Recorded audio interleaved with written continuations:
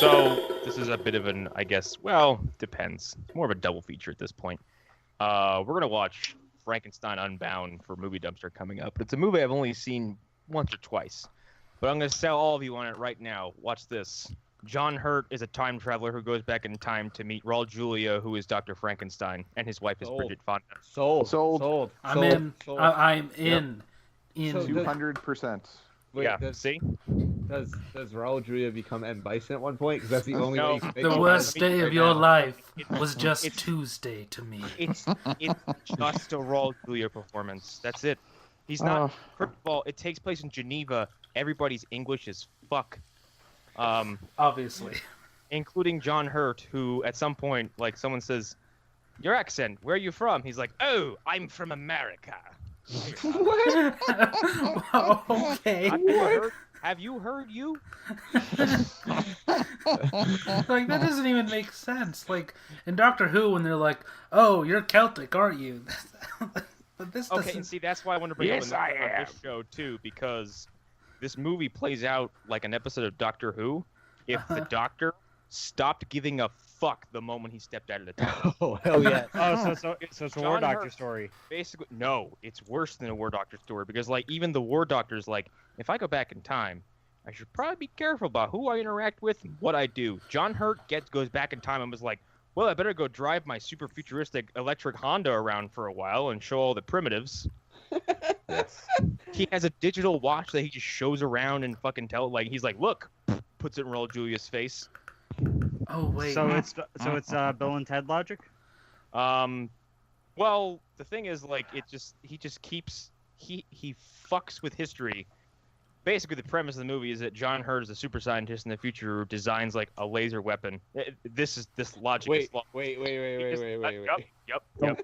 He designs a laser weapon that's designed to end all wars. He creates the mother of all weapons of mass destruction, and then through his tinkering, opens up a time rift and gets blasted back into the past, and is kind of Along with his car? along with his car, watch. This is just Congo And 2, his is what cat? you're telling me, right? It's Congo 2. I mean, I'm not gonna lie. I would probably do the same thing if I'd gone down a different path in life. And I was just like, you know what? If I have the ability to travel back in time, I'm gonna go fuck with these primitive screwheads. Goddamn. I'm gonna I am build your a laser god. weapon. Like, let's just put it this way: Ash had more subtlety in medieval times than Hunting does This in is Frankenstein my Unbound. broomstick. So I thought it's this a- was a 70s movie. It's from 1990. No, okay. God. It's directed by Roger Corman. It stars John Hurt, Raul Julia, and Bridget Fonda. I can't wait to talk more about this movie. How did Roger Corman get them to be in a film with him, or I don't one of know. his films? Like, So that's I- baffling. Connor, I saw the when you posted something somewhere, like the movie, like, poster or whatever, and like I saw it too. it It's is- like Roger Corman going back to his roots or something. yeah, it looks like Roger Corman has this really weird thing where he does like latex masks. You can immediately tell it's a Roger Corman film Mhm. just by the mask. Like, it's Yeah. crazy. But it's super weird, and it's this weird little movie that kind of like, it's just kind of like pretty kind of high concept sci-fi shenanigans for a while, and then at some point it's like, now we're a horror movie, and Frankenstein starts ripping people's hearts out, beating people with their own arms, and just dismembering people. Yes. Sure. Yes. Yes. Fucking bad. Why not? And Joe and Sean have never seen this, and like to find a movie that Joe hasn't seen is an absolute delight. Oh, my. Oh, I can imagine. Yeah, Uh, I can't fucking wait. So That I don't want sounds- to talk any more about that movie because I have to do a whole other podcast about it. So who Oh. else has done something fascinating in this? I've played our NES After Dark games. special because I was literally too sad this week to watch CW. I played a bunch Yeah. of NES games, I guess. That's what I've been doing with my time. Hunter's been collecting a bunch of video games I've never fucking heard of, and I'm older than he is. Yep. Damn. yeah, you don't own Shatterhand yet, so I No, don't want to hear that- about it. So, Okay, I don't care what Shatterhand is about. Like, here's the that- thing about Shattered Hand. It that is is the very most expensive. pro wrestling Oh. finish name I've ever heard of. Yeah. Connor, it's a Fist of the North Star ripoff, essentially, but it's awesome. But Oh. you get a robot that shoots stuff too, Yeah, it's pretty dope. Whoa. and you wear a wicked green vest the whole time too. Hell yeah.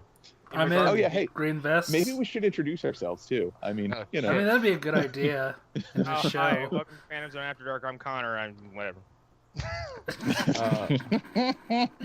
My name's Hunter, and if you spend over $300 for an SNS, you're fucking dumb. Stupid. You're dumb. Arlen here from outer space.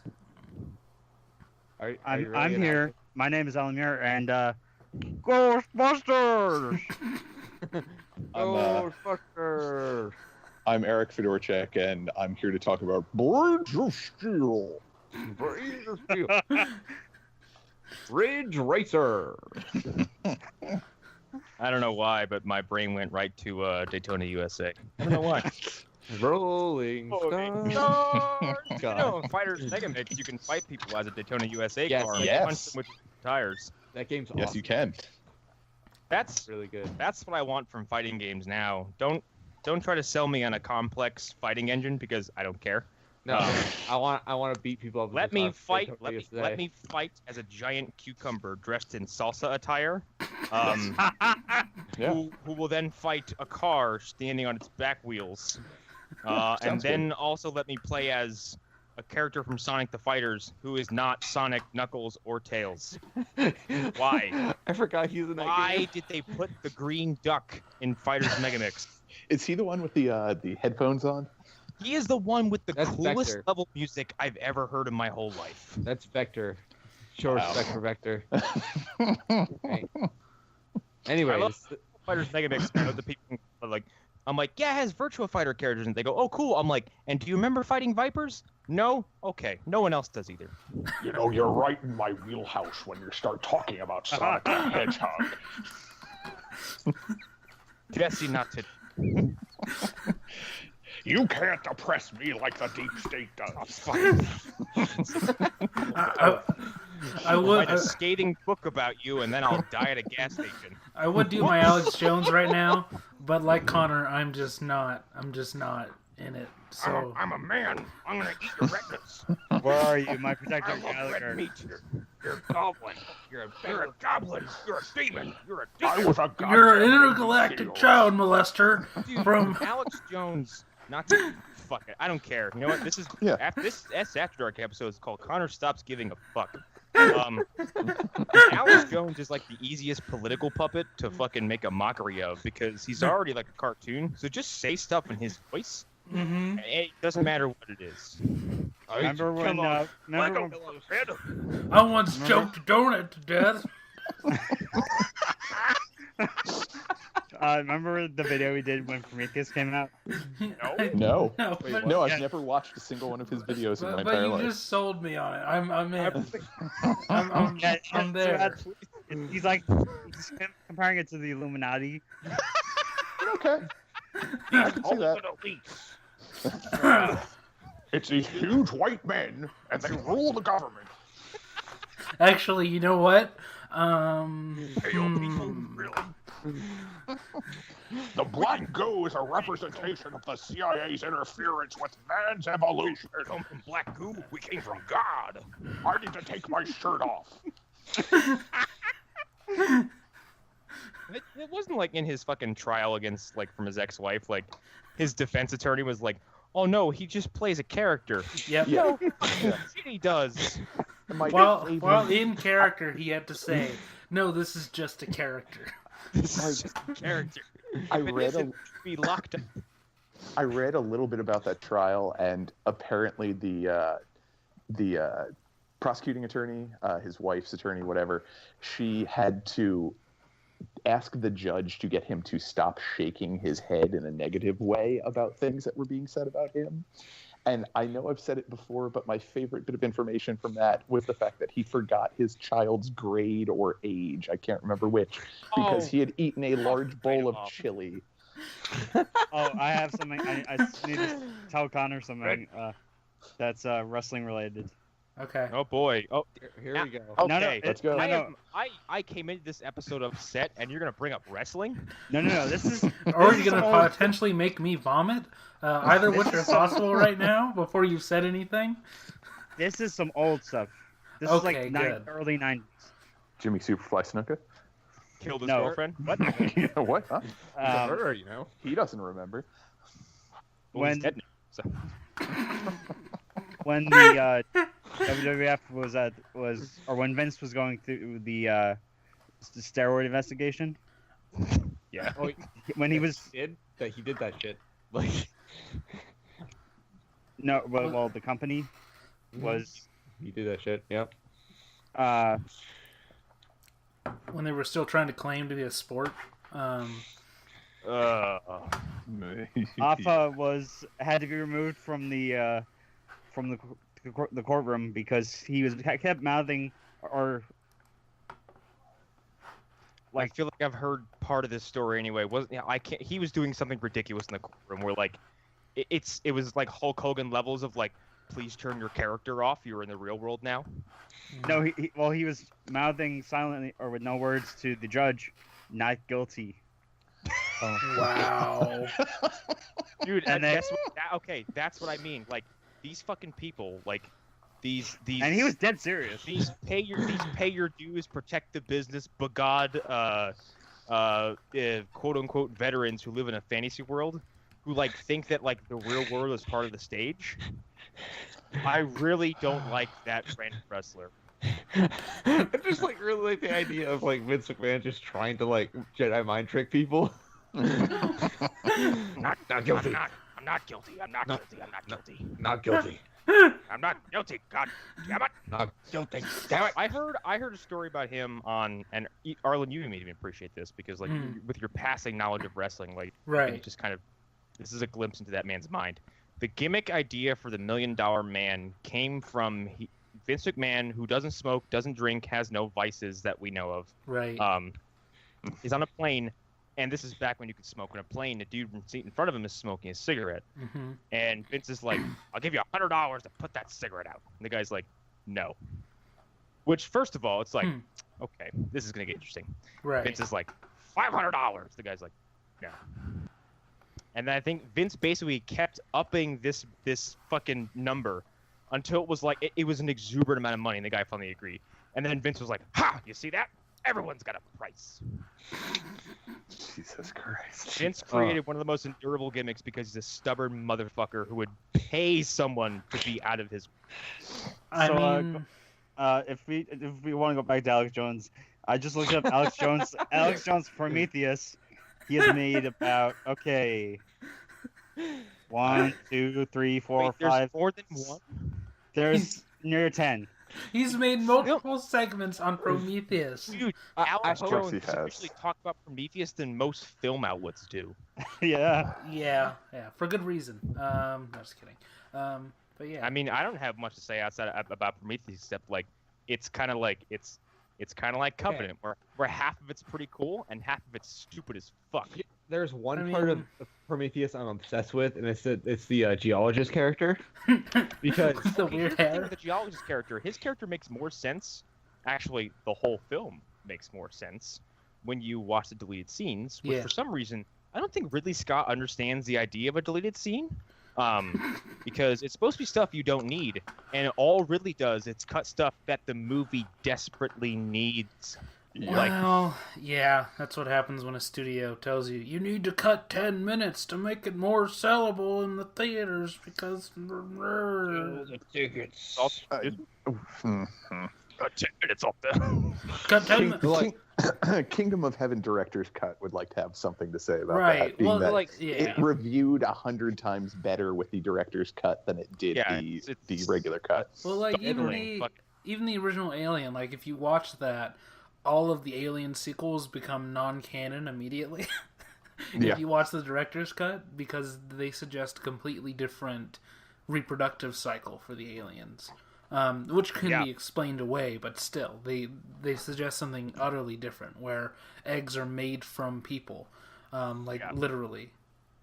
So it's... Yeah, I think like later on, like comics and games, and I think even the movies imply like if an alien is alone for itself, like they're sexless, and spontaneously become a queen out of necessity. Right.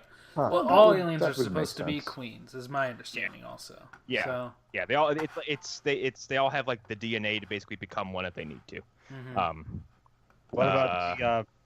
What about Nature the- finds a way. Yeah. If you're gonna bring up like the Praetorian alien, I don't know because I don't know the advanced alien lore because it gets kind of ridiculous after a while.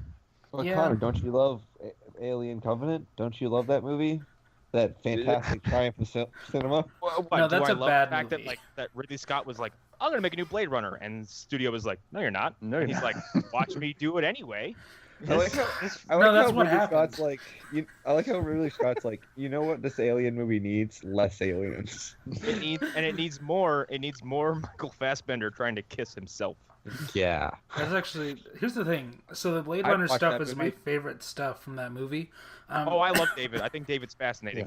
Yeah, David's great. It's just like it's an alien movie. It's all the alien stuff that falls apart for me, except for I think I said this. The backbursters are cool as fuck. Yes. I like the butthole mouths now that I've had more time to think about them, Yikes. to process the them. The protomorphs are just the correct amount of fucking disgusting. Mhm. Did I hear someone say something about butthole? No, now? no, I'd like to talk about the butthole. Get back in the closet. I've got. That must be where Jesse sleeps now, because that's the Jesse- only Jesse thing that makes Ventura. sense. How dare you impugn my sexuality by claiming that I live in a closet? Jesse Ventura is the monster that's in every kid's closet. No, God he damn lives, it. he lives where Harry Potter lives. He just slowly fucking taps his fingers out in the side of the door like serve this country. But every closet he goes into- That would be the deep. He's transported to another closet. yeah. He lives under the stairs. What can we say? He's like the like- boogeyman and from the just like- Ghostbusters cartoon. Just, Yeah. He sticks like one finger out and pokes a door open, and they're just like barely lit up in the kid's closet. He just leaned forward and goes, 9/11 was a conspiracy, and disappears. We never found the black box. They're indestructible. We never found it. What the fuck was American Sniper's name? Oh, Chris Cooper. Chris Kyle. I thought it was Chris Kyle. was it Yeah, Chris Kyle? it's Isn't he? Chris Kyle. It's Nah, Bradley Chris Cooper. I'm going Yeah. Bradley or Chris He- Cooper. I like that. He leans forward and goes, Chris Kyle wrote some lies about me in his book, and then just vanishes. Yep. Oh, okay, so I sat through. Actually, apparently, Chris Kyle did tell a whole bunch of fucking lies. Yeah. about Oh, yeah, he Jesse did. Oh yeah, he Ventura. said he beat up Jesse Ventura Yeah. in a Jesse bar. Ventura, and then Jesse Ventura won a countersuit swiftly. Mhm. And everybody was against him because he was suing Chris Kyle's wife. Right. Yeah, who And then yeah. once people decide to actually dig into that story, they figure out that Chris Kyle's wife fucking pocketed a bunch of money for charity or some shit. She Mhm. disappeared. Yeah. Yikes. And Yeah. any money she lost wouldn't have been her money. It would have been Yeah. like legal fees and stuff like that. And so yeah. A Yeah, legal and fund. I was watching Jesse Ventura on Joe Rogan's podcast, and he elaborates on the whole thing. Mhm. Even Joe Rogan is like, "Holy shit!" Yeah. Yeah. Chris Kyle is a fake patriot. I've been like watching a lot of other people's shows the last few weeks. A lot of Joe Rogan. I started to watch Philip DeFranco, and the only thing really that bothers me about him is his opening because I despise canned What? YouTube openings. What's What's up, up, you beautiful bastards? Oh, I like it. Of course you do. Oh yeah, yeah. Yeah, No, we me too. haven't, we I've haven't been- touched on it, but I watched PewDiePie's response to Logan Paul stuff, Mm-hmm. and it's like at first I was like, you shouldn't be talking about this, Right. but then right as he opens the video, I'm like, oh, you took the perfect angle with this. Mm. Because he approaches his microphone and the screen starts shaking. He goes, oh no, do you hear that? And it's just the sound of trampling feet, and he's like, Logan, the internet's coming for you. God damn it. Run, Logan. Here's the thing. Here's the thing about PewDiePie. I think what he did was wrong, but I think his content got exponentially good, and it's a shame he did what he did. Yeah. I'm not saying it because he's doing good stuff. Yeah. I much prefer the PewDiePie who has been jaded and broken by the internet. Yeah, I love him so much. Fucking, He's great. what is? God damn it! I always forget the name of It's the punished snake version of PewDiePie. Damn it! I was trying to think of that. All I could think of was Venom Snake. Venom Punished Pie. He's just gonna show up with a hunk of metal in his skull. Yeah. I was always deepened. No, he does a really good bit about that, and he just kind of talks about how I think he even says oh yeah, being one who is at the center of internet controversy, I can totally contribute to this. but I saw Logan Paul, I guess, was on fucking Good Morning America, and they fucking softball the fuck out of him. Well, Of course Yeah. they did. of course they. That Bottled dude's a the fucking shit out piece of of shit. Like, Now here's the thing. I actually shift blame towards Good Morning America on it because like they don't ask any hard questions, and like Logan Paul actually seems sincerely bothered by the fact that he did this. I question some of that because I saw clips of the rest of his trip to Japan. he was not. Oh my god, I'm surprised he didn't get his ass kicked. Like he was disrespectful from the minute he stepped off the plane. It seems like from the little bit I've seen. Like Dude, just the bit about when he had a raw fish and like a dead lobster in his hand, and was like, "Okay, I'm done with this," and then puts it on the back of someone's car and walks away. Like, yeah. have any idea how humid Japan is? Like, that dead fish is going to become a big problem in like 20 minutes. Like, Yeah. he's not well. That boy's No. not right. I heard his brother's worse though. His brother is worse. I heard his brother's flat out called a sociopath. Mm.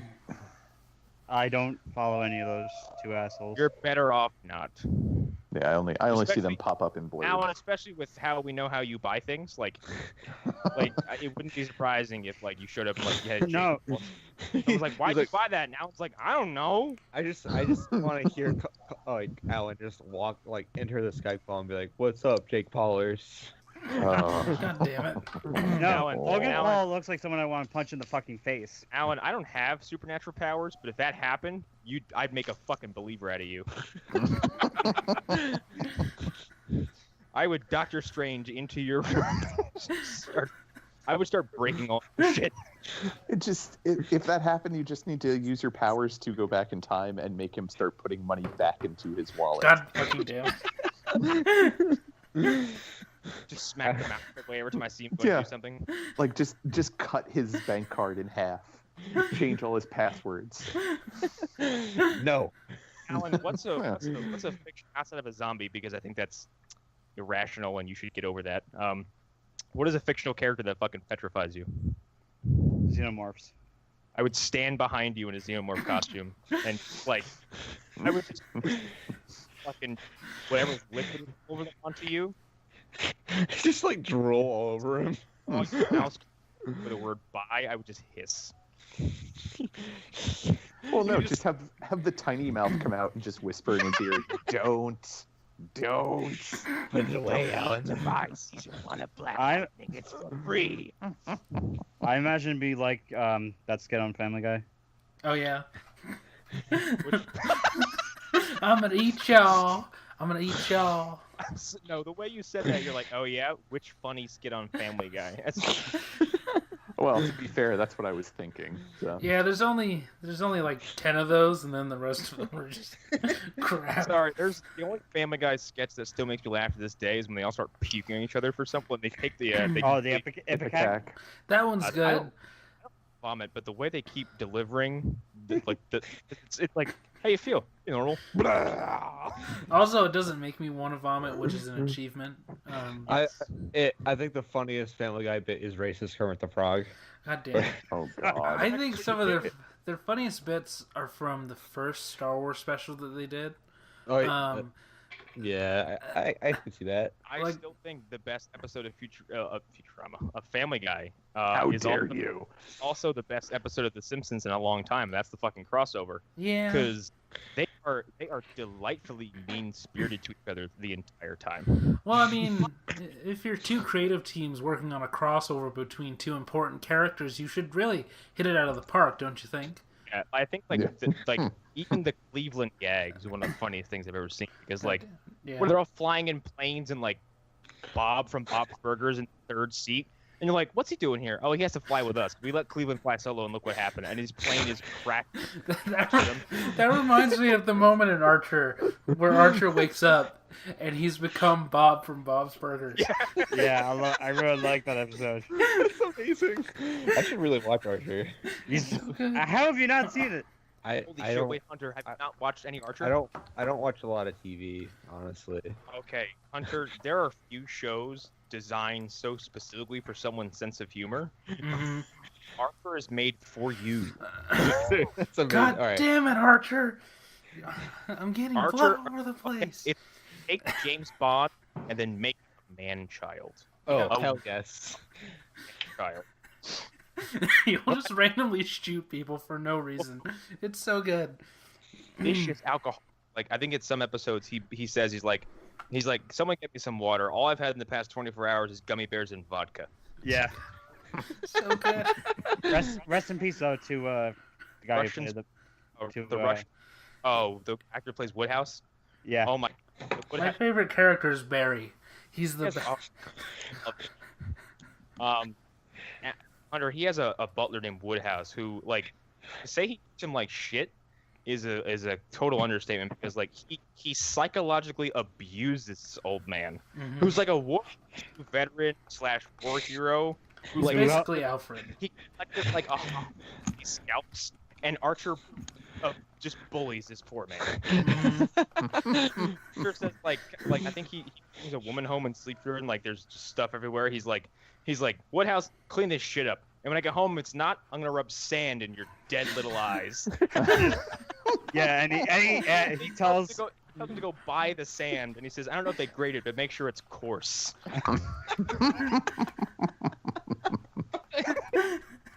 Love that show so much. Okay, I'm gonna watch that. And what was it? one of the it's the Archer's mother is voiced by what's her face from Arrested Development. Judith. I Lucille. think. Lucille. Really? Yeah. Yeah. Yeah. It's actually weird because the whole show is an Arrested Development like reunion because there's like almost the entire cast is in both Doesn't shows. Will Arnett play Archer? No. No, It's, No, it's, H. Bob's H. John John Burger Benjamin. guys. Yeah. Oh, Yeah. wow. Okay. But who else? There's so many people like Archer's. Aisha Tyler. Yeah, Archer's Aisha dad Tyler. in the show is Jeffrey Tambor. Oh wow. I mean, who else? Oh well, I mean, is he around anymore? Because Archer put the fucking Russian microchip into his brain, and all he wants to do is watch bunnies eat grass now. Yeah, I think so. But he's like, where are the rabbits, Barry? I want to watch the rabbits eat the lettuce. Archer, wanna come out and play? It's so fucking good. Archer has that same chip in his head. He goes home, and he can't. He's just talking like he looks at his mom and goes, "Grill me a cheese." So good. He goes, "No, I won't grill you a cheese," and he just starts crying. There's this running bit where he keeps on saying danger zone whenever they're gonna do something dangerous. And then at one point they're forced to break into Kenny Loggins' penthouse. It's awesome. Ron Perlman showed up a few times as a gay Puerto Rican super spy. Sure. Fucking, I can't remember. Bryan who voices- Cranston was on an episode where they went to space. Yeah, that's right. Oh my God, yes. And for some reason, in the later seasons, Christian Slater playing Christian Slater is like a drugged up CIA agent Yep. who hates Archer. They just call him Slater. They just call him Slater. Nice. Yeah. And they're like, wait, are you Christian Slater? He's like, no, not at all. So good. God fucking damn it. Such a good show. We were talking about Val Kilmer at work today, and it's had something to do with this later. I'll get to it. One, Val Kilmer looks like absolute death nowadays. But anybody ever seen the yeah. movie Mindhunters? Mindhunters. Is that the movie with Oh, Are they that's the one where training it's the like CIA, the students in the CIA They're, school they're to become serial killer serial profilers? killer profilers, and apparently, like the government's idea to train these guys is to just Hunger Games them, and send them to an island full of weird traps and exercises, and then one of them turns out to be an actual serial killer and starts bumping them off one by one.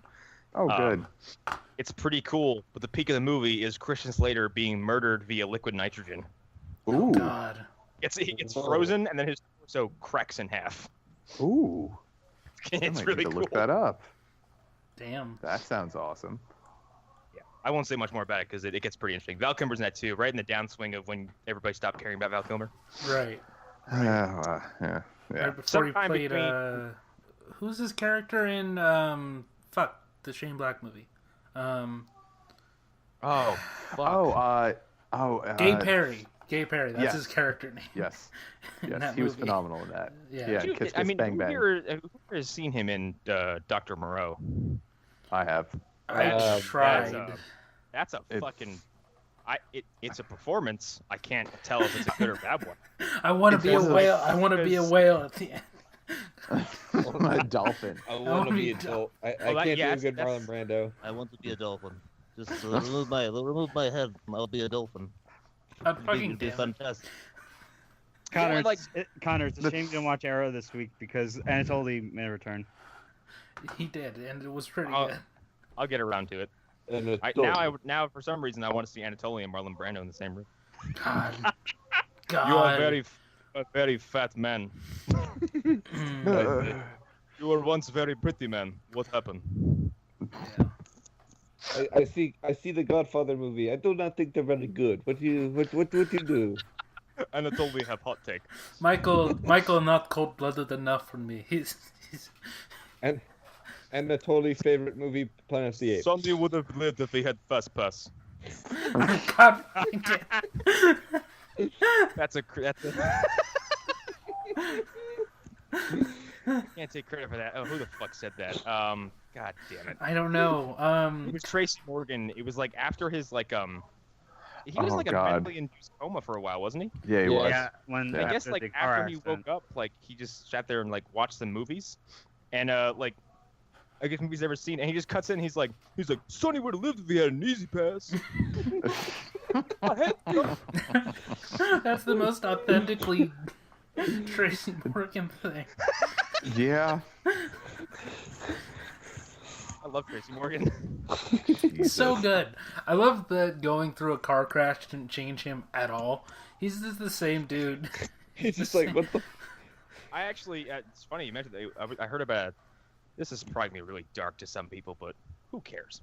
I heard a story about a dog today that one of the doctors I previously worked with. It was, I guess, it was like a piece of shit Pomeranian that would just try to bite everybody. Mm-hmm. Complete asshole, and it had a complete personality change when its owner accidentally clocked him in the head with a golf club. And I don't mean like Quotation marks around accidentally. well, here's I guess what happened is this dude was like practicing his fucking swing.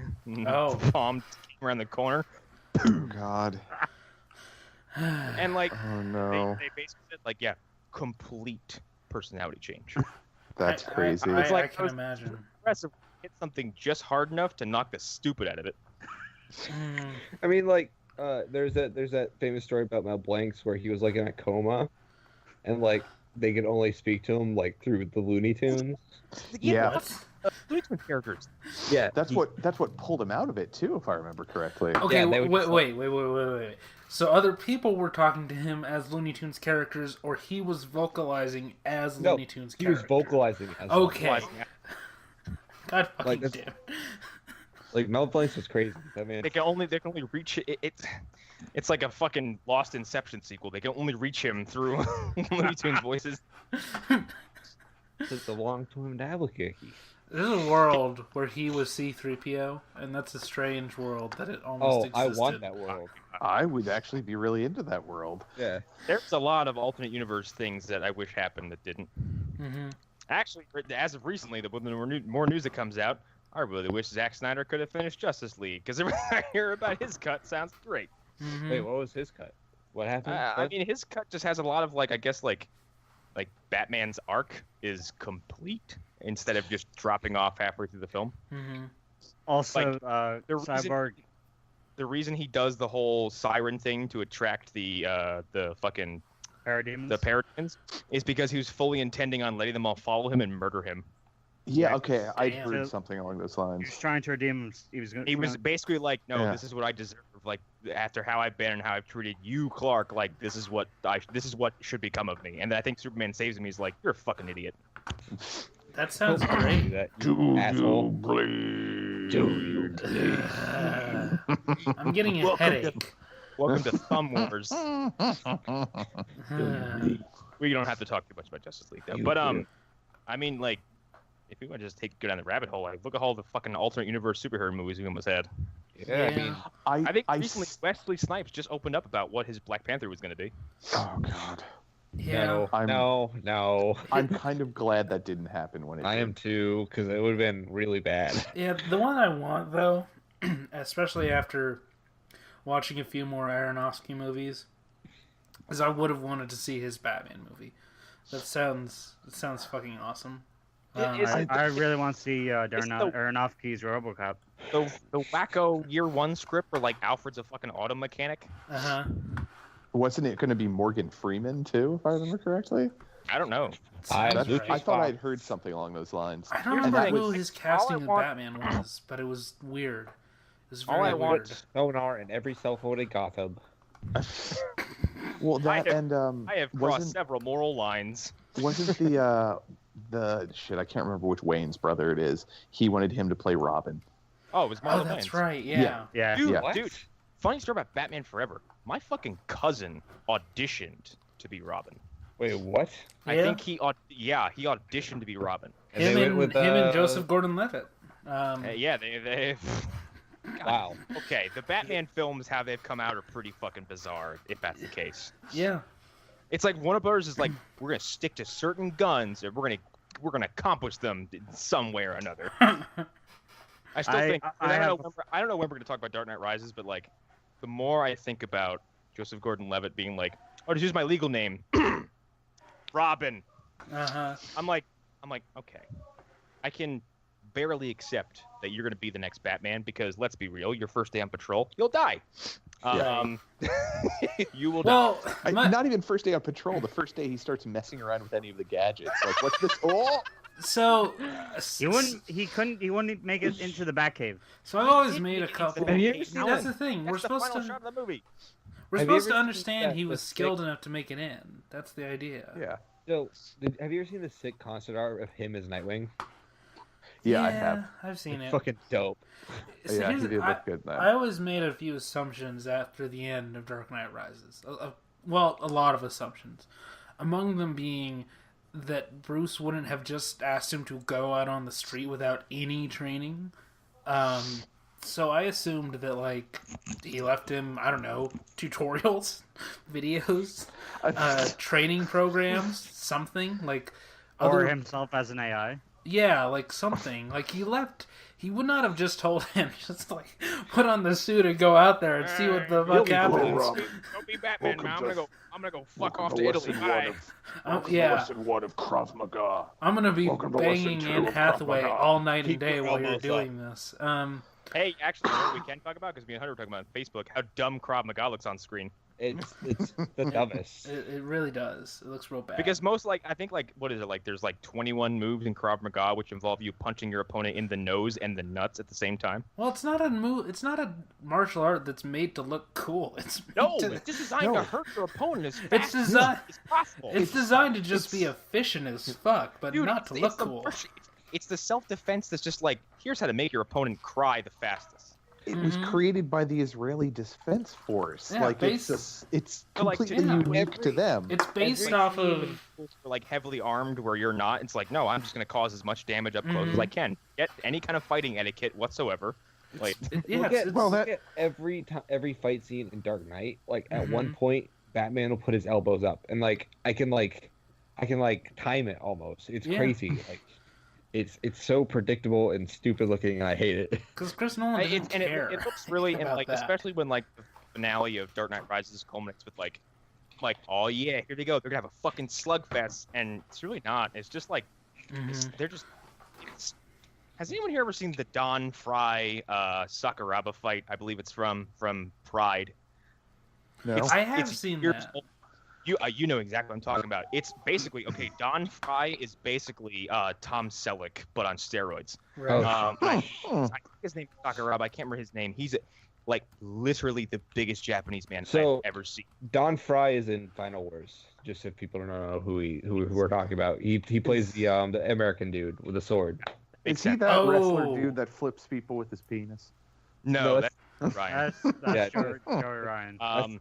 So basically, this fight starts with these two fighters grabbing each other by the back of the head and punching each other in the face for about 45 seconds. Uh-huh. I don't know how no one died. That is pretty more crazy. climactic than the Bane-Batman fight at the end of Dark Knight Well, it's Rises. because that fight is mostly kicking. If you Yeah. if you rewatch it, it's a lot of Batman kicking Bane to get him away from him, because he realizes that you can't go up close with fucking Bane. He's gonna destroy you. And then it's I'm Bane. and then it's And then like it's him getting shot with a shotgun. right, and then it's him getting those hooks in his breather thing, or whatever that was. But that's the only time the fight comes alive for me, because watching Tom Hardy punch out sections of a pillar is what I live for. Yeah. Get ready Just- to just- see him do that in Venom. God fucking damn it. So, speaking of Venom, I just wanted to bring this up on a show, but I am convinced that there's gonna be a trailer dropping tomorrow, which is They wouldn't haven't be been surprised. shooting long enough that I don't think if we get a trailer, it'll be a teaser, and it will be Yeah. like a very vague teaser.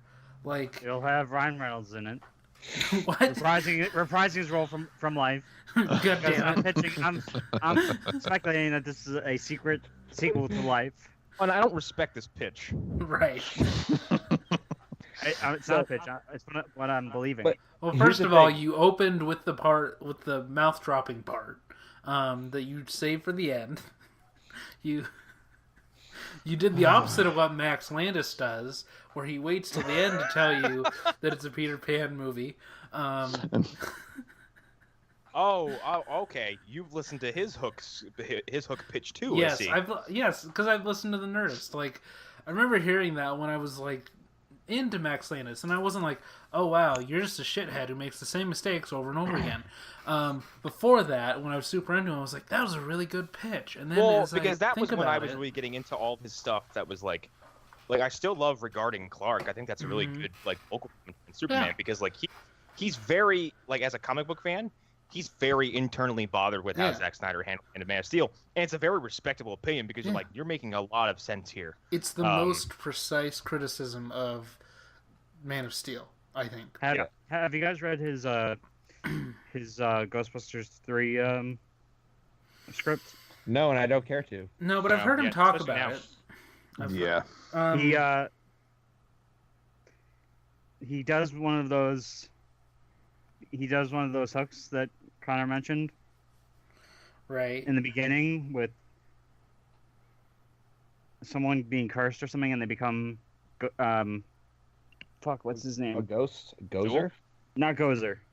Bill Murray's a ghost in the movie, from my memory of what Well, this is. that was Bill supposed to Murray's be. only request. He's like, Yeah. I'll come back, but make me a ghost. Yeah. Oh no, that's what he wasn't in there. The only Harold You're the Ramis' Carpathian. Egon Vigo?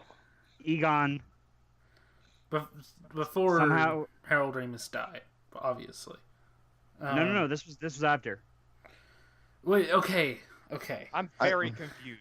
There's Yeah. no way they would have had the ghost of an actual dead man in this movie. I don't- No.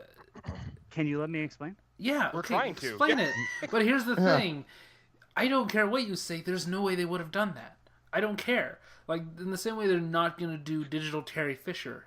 They're never gonna do it. I don't believe that they would do that to Harold Ramis, the father of the franchise. They're Basically, gonna.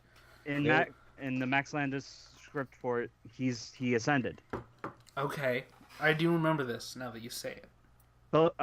Bill Murray basically just took all the money and ran, right, and just fucked off. Yeah, Okay. The most Peter Venkman thing I can think of. Yeah. yeah. I gotta go. What's Ernie Right. Hudson?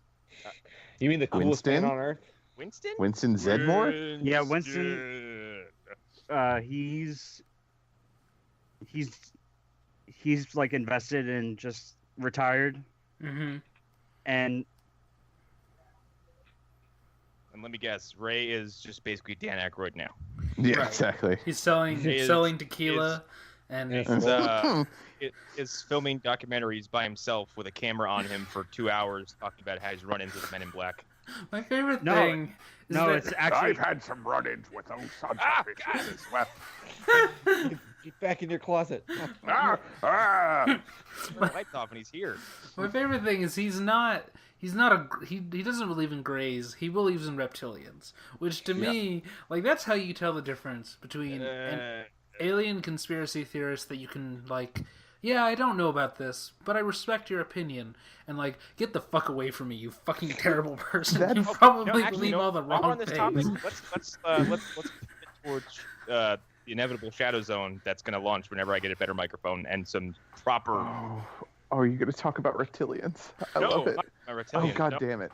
No, I want to basically graze everyone's general feelings on the fucking the spoopy, the spoop. The spoop. So spoop. Well, What weird shit do you believe in? Before that we jump into that real quick, there was a show that Jesse Ventura used to host that was all about conspiracies and bizarre animals, all that whatnot. And he had David Icke, who is the grandfather, basically, of all of the reptilian theory stuff that's out there. And Oh my god, I remember that.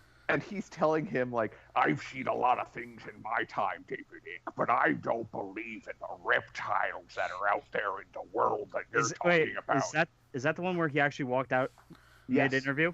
yes. Yeah, I remember watching that one. Even Jesse Ventura, who is the most insane man on earth in some ways, is like, you're full of shit. Like, See, and here's my thing. That's why one of my things with going into Shadow Zone, like, it's still gonna happen. I just don't know when. Was like my approach to all this weird shit had to be very, like, open for skepticism because I didn't want to ever go in hard with like, ghosts are real. But like, I always have the feeling if someone goes up to you and says like, hey, I saw like a fucking shadow figure in my room last night and it communicated with me. I feel like, okay, 1, are you on any medication? No. Okay. B, are you ill? No. C, is there anything that would cause you to see shit that's not there that may have been, pre-installed? No? I took a bunch of acid. Then you probably fucking saw something and I can't explain it. Yeah.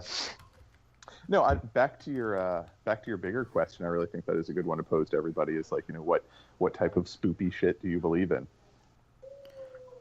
I mean, personally, I believe in the idea of ghosts. I've seen something weird before. I had we were at an employee showing for New Moon. Yay! No. Let me tell you something. The most exciting part of that entire experience was running out of the theater in fear.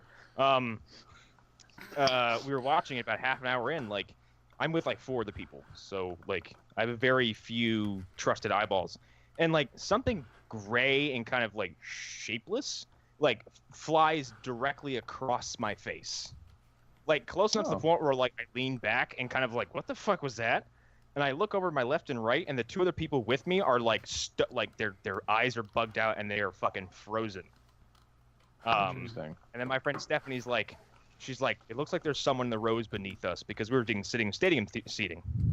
And she's like, someone just, I think she used the word, someone just crawled out of the theater. I got up and left.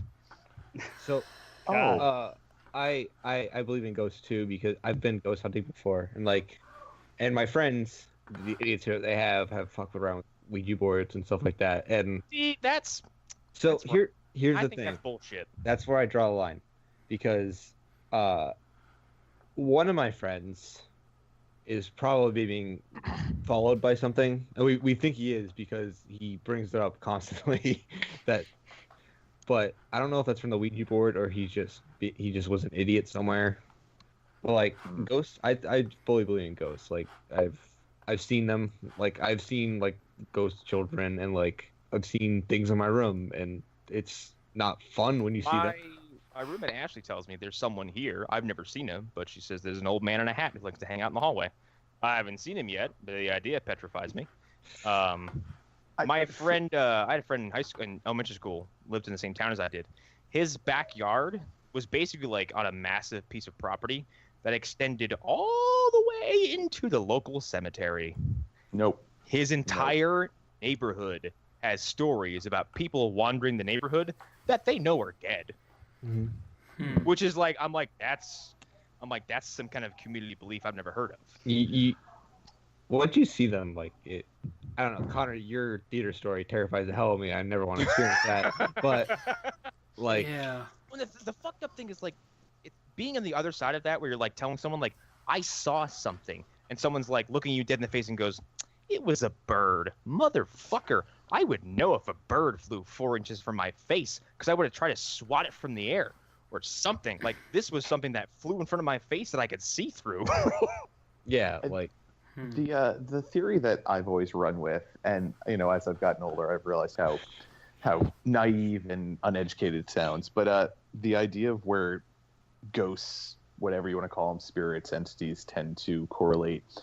I've always envisioned are places where traumatic experiences of some sort of happen. Oh, I totally normally. I normally think that you can stain some place by doing an exactly. Oh, effect. totally. And Totally. I think it's like it's a certain form of energy, which would make sense because what do we know about energy? It can't be destroyed. It can only be created. it has to go somewhere. Like, Yeah. And that's Yeah, my and theory on ghosts. the My human theory body on has a ghosts is certain always amount like, of it. dude, we are basically walking power conduits. Yeah. Yeah. And we still don't know how to explain like consciousness. We don't know what the fuck it is. We don't know how No. it works. But Yeah. like everyone has internal monologue, but That's you don't true, know how that yeah. functions. Like where does that go? And I Remember, if you remember when walk with a place long enough, you're gonna make something happen there. Yeah, exactly. I Go ahead, Al. You were gonna say something. remember when Paul Feig wanted to have ghost aliens in Ghostbusters? God fucking damn it. Why would you? No, why would Okay. you that's go not- there in the middle okay. of this- we're not talking about that. Yeah. No, but I do want to address that real quickly. That's not his idea. That's Aykroyd's idea. Because in the beginning, Of course, it's Aykroyd's because in the idea. beginning, Ghostbusters, it was more like the Green Lantern Corps. That was his initial pitch. It was like this intergalactic space corps that fought ghosts. And Ivan I Reitman want was to see like, that movie. Ivan Sure, Reitman was dude. like, that's a great idea, but like, that's not where you start with a movie. Like that's not your introduction to a world. Don't Dragon Ball Z this right away, where you just Mhm. make everything on a sliding scale upwards. Yeah. So back to the spoopy stuff. The only thing that I've ever dealt with, like I've never personally had it happen, but my grandfather, this was probably when I was like 10 or 11. I don't know exactly what happened. It was around Christmas. He ended up in the hospital, and he was pretty close to being put into a medically induced coma. While he was under, he had a dream. He told us about this later, about the woman who used to be his old caretaker when he was a little kid, telling him like, Joseph, come on, let's go. We've got to go. And the whole time he said in the dream, he was telling her, no, I don't want to go. Like, I can't right now. And I'm guessing you can all figure out where this is headed. Like, we found out like a couple weeks later that she had died the same night that he had been in the Oh hospital. my god!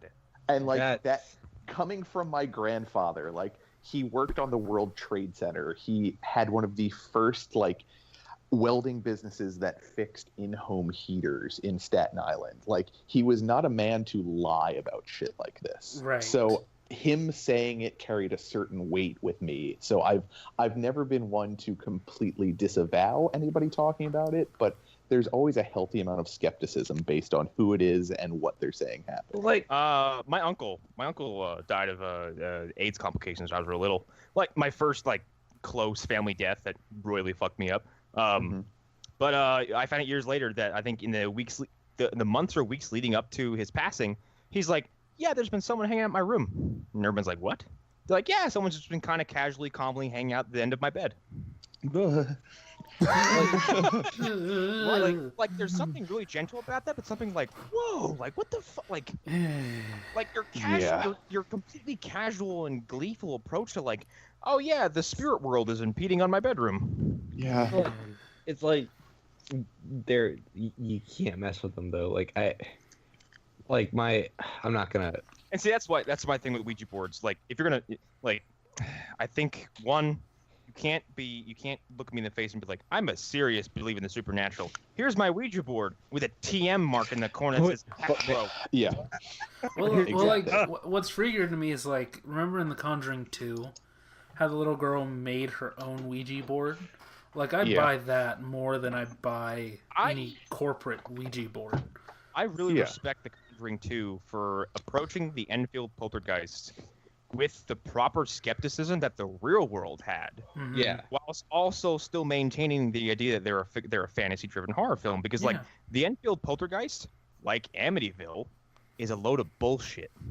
Well, Yeah. it's the Coming from entire someone who's like a real believer in this shit. Like the Amityville stuff is I think a proven hoax. Mhm. I think most of this really spooky shit from that comes from the kids of the family moved out. Like they are all fucked up from this. And Yeah. I think like they basically said like, no, our dad was an evil prick. Yeah. I think the youngest son said like his dad like hung his dog. Yeah. there's a documentary about it actually. I thought Yes, it was it's like called My Amityville Story. I Amityville Horror. Yeah, That dude that's- and changed his name like 7 times. That documentary changed my feeling about Amityville, in that, like, to some degree, I believe it more and less at the same time. Like, I totally can believe that kid, at a young age, in order to deal with everything else that was going on in his life... In order to deal with the fact that his father was probably like an occult-believing sadist who potentially used his kids. Yeah, in order to deal with that, some stuff had to be imagined. But when he tells the story about them going out into the backyard and then looking up at the window, I kind of have to buy that. And the picture, the ghost picture, that if you just look it up, little girl ghost picture Amityville, you'll find it immediately. It's like one of the first pictures that comes up. It's a terrifying photo. It's the one you see like the top half of the little kid's head over the banister. Yeah, and it's that was proven to be fake, if I remember correctly. I don't know. Yeah. But I mean, if it's not, then terrifying. If it is, well, then there goes that. And but, with the Enfield poltergeist, like they even had Patrick Wilson's character say like the most prominent criticism of those photos. It's like, dude, it looks like she's jumping. uh-huh. Like this is staged. With the Enfield poltergeist too, like the whole premise of The Conjuring 2, mind you, yes, it's based on a case, but it's fiction. Like the biggest piece of fiction is that the Warrens were even involved in that heavily. Also, the biggest piece of fiction The Conjuring perpetrates, which is fine because the Warren caricatures are wonderful, likable people who I really enjoy watching. The real world Warrens were likely very skilled scam artists. Yeah, totally. Yeah, and any Still Shadow are, Zone episodes you do, you're gonna need probably. Gary on if you're talking about the Warrens, because Oh, totally. he's like an expert. Because I said, as someone who loves this stuff and believes in a fair amount of it, like there's a lot of popular events and people I look at and go, no, that's bullshit. Mm-hmm. Especially like a lot of it, like in the digital age and like fucking with how we pass around media, like YouTube is both a treasure trove of like what the fuckery and complete and utter nonsense that's passed off as real. Yeah. Yep. Well, like when people do, when they're just trying to develop their visual effects reel, and then they put it on YouTube as like it's real. Like there's that video, and you can find it where Talk about the hands. Yeah, the hands. Oh, dude. I love that I didn't even need to say anything. You just I knew almost immediately. wish that shit was real because that's one of the most frightening things I've ever seen. Mm-hmm. Yeah. Hunter, do you know what we're talking about? No, what are we talking about? It's like it's a video that this movie would make Silent. It's a short video. It makes all of Silent Hill look G-rated. Yeah. Oh, It's basically this dude wakes up and turns on his cell phone camera, and a bunch of black hands start coming through his walls, and then I've seen that. Yeah. coming out from under the door, and then a actual creature made of hands attacks him. Yep. I've seen that. Yes. I'm like, fuck terrifying. that. So my With I didn't ahead, really sorry. I didn't really get to say much. So I don't know. I know that I have stories that are my own stories. I just can't remember any of them right now. But one story that's passed between me and my mom and my grandma is that about what was it? 10 months, no, maybe like 7 months before my mom was born, my grandma had this dream. And she said it was a recurring dream, where she was Those are at the worst. where she was at a graveyard, and she kept on walking up to this gravestone that said my mom's name on it, and this little girl appears behind the gravestone and says, "I'm my mother's name. I'm going to be your daughter." Yeah. Pregnancy dreams are insane, by the way. Yeah. And then Yeah. she had the exact same dream about my aunt, around the same time before my aunt was born. And then this is where it gets really weird. It's 1993, about Christmas, is my understanding, and she has another dream. And guess what? It's another gravestone, and this time it's a little boy. And the little boy says, my mother's name is going to have a kid. You should tell them to come to Spokane. And they did. My mom got my name from somewhere else that I'm sure I've told on this Holy podcast shit. before. But yeah, like that's No, a and this recurring is weird thing. because my ex-girlfriend told me stories. My ex-girlfriend, I think her mom, her aunt, I can't remember if her or somebody else in her family, all had breast cancer scares. And every time they found out, it was preceded by my ex having a dream that someone was pregnant. And then I think every time she had a dream that someone had a cancer scare, someone got pregnant in real life. What? That's It is the strangest series of coincidences I've ever heard. that's like Girl, your tits got precognition powers. God damn it. Them titties is psychic, girl. No, damn it. I really believe there's some kind of weird untapped connection to that. I drug story. It's mushrooms. Yeah. So, Hey, whatever. From the ground, I- man. I was From the earth that don't hurt. I was with my dear friend Andy, who's no longer with us, and my friend Brian. And we were walking around, and it was my third or fourth time with mushrooms, and it was the downswing of my dog's health, and she was kind of like when you're really kind of feeling some way about something like that, they're everywhere. Mhm. And we were walking home. We were walking around the woods, and the moon. I at this point, I peaked. My eyeballs, my pupils are dilated. Everything's all funky. And these 3 moonbeams hit a bush in the exact way that resembled my dog's face, and I got in my car and drove home on an eighth of mushrooms just to go hang out with my dog, who I think died 2 months later. Oh, Ugh. Oh my. Nothing to do with paranormal, but I drove on 2 hits of acid to go get ice cream in my dad's fucking car. That is paranormal. The fact that you made it home. I don't know how I made it home because here's the thing, I don't think people know what mushrooms does most of the time. I think they confuse with acid, where it's I took some mushrooms and I saw 4 dragons. That'll never No, happen. you don't. no, it does not happen. No, It's acid. not that I would know. I took mushrooms and my walls turned purple. So, and then the TV was breathing and music was like sex. Stick the VHS in your chest. It fucks with your Welcome to the perception. new flesh. It doesn't create new reality for you. And I was driving home and my hands are fucking, I have a death grip of the steering wheel. And I kept marking my progress by speeding limit signs. And I was like, all right, that 35-mile-an-hour one's coming up. What felt like an hour later, getting closer. What felt like an hour later, there it is. Damn. Well, It was the longest drive I've ever seen in my life. Mushrooms, specifically mushrooms, because acid is a completely different ball of wax. But mushrooms, the time dilation is really odd. Dude, okay, here's a funny, just to pivot, and we'll get back to the supernatural stuff we need to.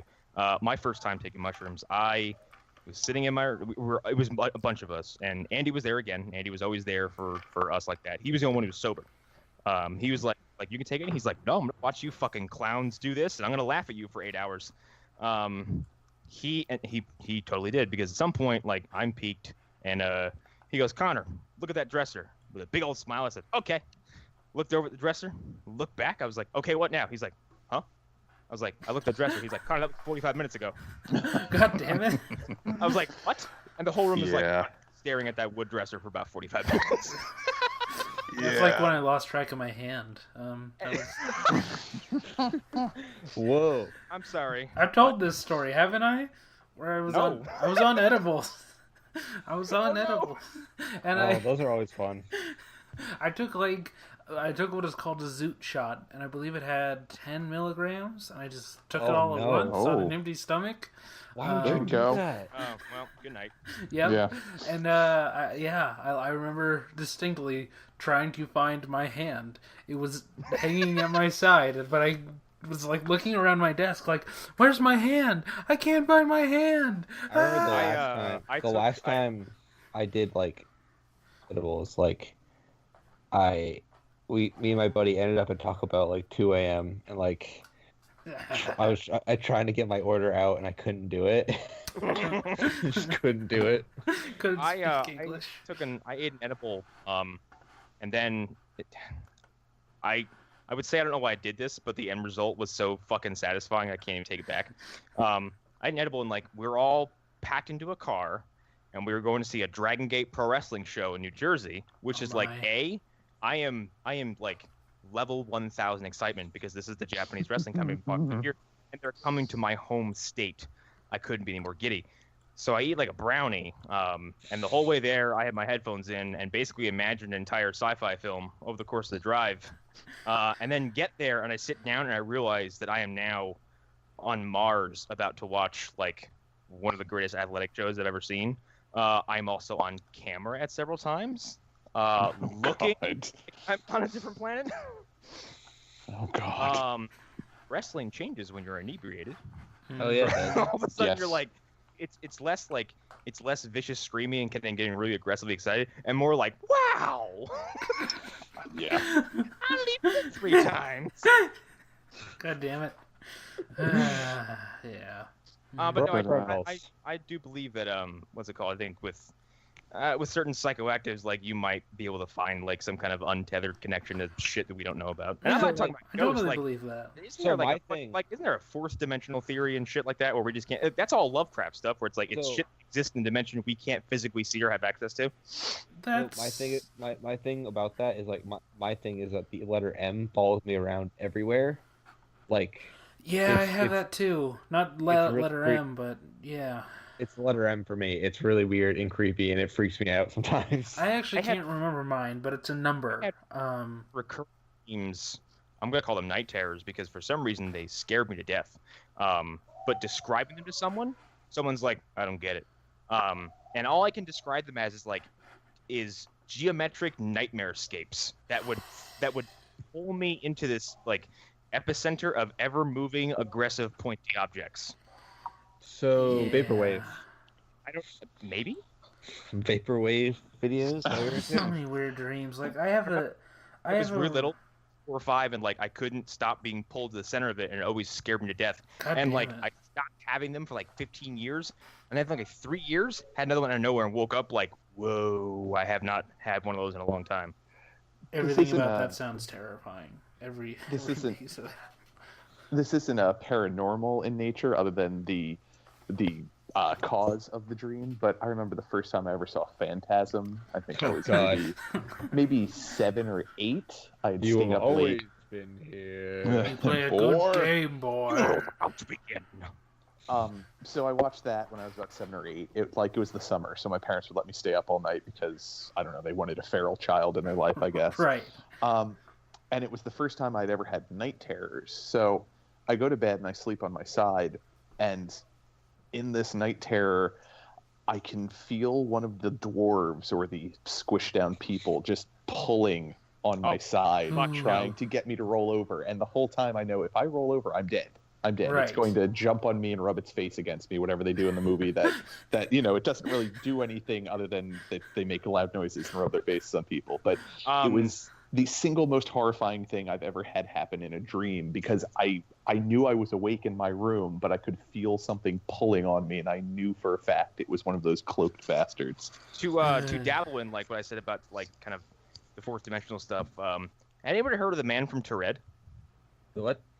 There's a story that's documented. You can look this up. I think it was in Japan. A man is at an airport and he's detained because his paperwork's all funky.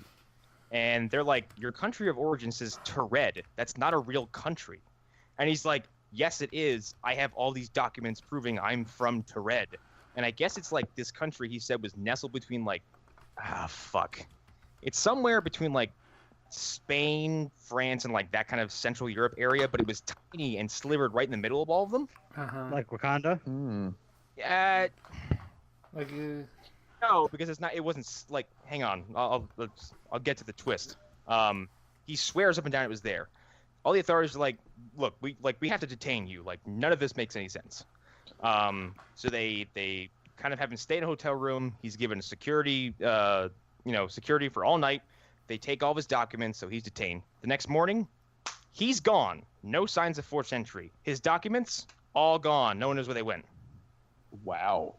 I'm Gucci went shocked. I've theory- never heard of this. The prevailing theory, as he is a man from a different timeline, where Tourette was real, and he slipped in and slipped out. He's a slider. Huh. He's a slider. Well, I mean, I'm not gonna lie. Oh, go ahead. Because of you guys talking about this, I'm watching Unsolved Mysteries, like the classic with Robert Stack. Robert Stack. See, like, God. we're all having fun. You go put that scary-ass music on, like... Yeah.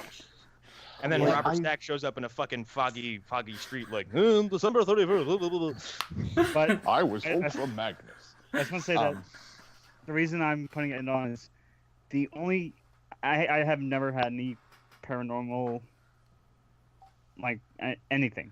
Right. Huh. Only paranormal thing that's scared me was on an episode of Unsolved Mysteries. Faceless Mary. Faces? I've never heard... Is it a Bloody Mary myth? Like you've experienced it yourself? No, he's saying the only thing he's seen that freaked him out. I think No, it really. was shown on Unsolved. It was on Unsolved Mysteries. Right. So that freaked you Unsolved out. Mysteries. So you were freaked out by somebody else's story. With Unsolved Mysteries, that's not uncommon. 'Cause that Unsolved show- Mysteries is one of the scariest, like, mostly non-fictional TV shows. I Yeah. ate that show up when I was a He's in kid. in your backyard, and he's still on the loose. More to come. He's looking through your window right now. This rapist has escaped. He might be coming for you next. Well, like, and that's kind of my approach to Shadow Zone, was to always kind of approach stuff like The Man from Tourette, where it was stuff like, I wanted to do stuff like, I was going to do the Japanese human experiments from, Yeah. I can't remember the unit number name, but like, Unit it's stuff 51. so heinous. like Wait, you said you It were was done with that. Huh? You said you were almost done with that. Yeah, like, and where months is ago. it? No, I'm not. Like, He lied to us. no, like, here's the thing, like, you don't really kind of appreciate how horrifying a subject is until you have to write about it. And I think it got to a point where I read the sentence, bayoneting infants, and I was like, I'm done. Hmm. And it Can was you a send subject me some I of this didn't- information, like the Tourette stuff? I'll send you Tourette, yeah. But like the human experimentation stuff that Japan did, like during World War II and kind of after, is beyond fucked. Mhm. They were doing live vivisections on people, and they would just keep going until they stopped screaming and died. Yeah. They would take people outside and freeze their limbs and see how long it would take them to snap off. They would give them gangrene. They would drop chemical bombs on local fucking fishing villages just to see what would happen. Yeah. There's And then every one of them got immunity. Every Yeah. single one of them. There's actually a Hellblazer short story that Warren Ellis did during his run that's about that. It's only like 4 pages, but yeah, it's quite good. But yeah, And here's basically what happened is that my first topic was Grigor Rasputin, which, like, it's cool, but when you start digging into it, the story's way less interesting. Well, Because the myth is yeah. like, he's unkillable. The truth is like, no, his assassination attempt was by 5 jackasses. Like, Who Yeah. failed in everything. Yeah, it's way cooler when it's repeated in Hellboy as a speech by John Hurt. Yeah. Because, like, here's what happened to Rasputin. The myth is that, we gave him poison and he was immune to the poison, and we shot him and he got back up, and then we beat him and he got back up, and then we threw him in the river and he clawed his way out of the bag. No. Yeah, I read about that. His arm went up, and they thought he was trying to escape, but it was just his. rigor mortis setting. Yeah, But like, also, if you drop someone in a, first of all, they dropped him in a bag that was not tied well. So like, Good job, guys. okay, dump someone in a river. The river has a current. He's gonna bang against the rocks. Of course, it's gonna look like he tried to get out. yeah. But when they tried to poison him, they put it in wine and treats. They didn't use enough poison, and it was completely diluted in the baking process and in the wine. So to these idiots who are just basically dumb aristocrats who've never killed anyone in their life before, they're like, oh my god, he's a fucking wizard. Yeah, and also, like, at the time, everybody already thought he was a necromancer or some bullshit. So, like, yeah, that's why the... Yeah, he's just a really creepy dude. Yeah, That's it. Ras- this here's is the a thing, weird dude with a big schlong. that you can find. You can see. No. To be continued next time on The Phantom Zone After Dark.